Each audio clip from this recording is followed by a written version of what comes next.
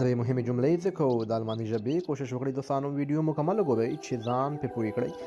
موږ اکثر پښتو کې وایي د چا ته په الماني ژبه موږ وایو ویسن د چا. د مثال په توګه زه پکې جملې جوړوم. زه وایم دا د چا موټر دی. دا جمله په الماني ژبه داسې وایو ویسن آوټو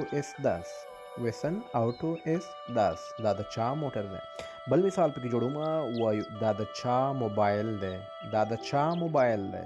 بیا دا جمله په الماني ژبه داسې وایو ویسن هینډي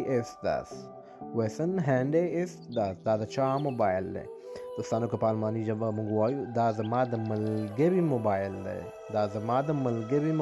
دی. دا جمله په الماني ژبه څنګه وایي تاسو په کمنټ کې ولیکئ. دو جملې زه جوړوم، یوه جمله تاسو جوړوئ دوستانو چې ستاسو تمرین هم وشي. یو ځل چې یوه جمله ولیکئ ستاسو به دا جمله همیش لپاره په یاد وي.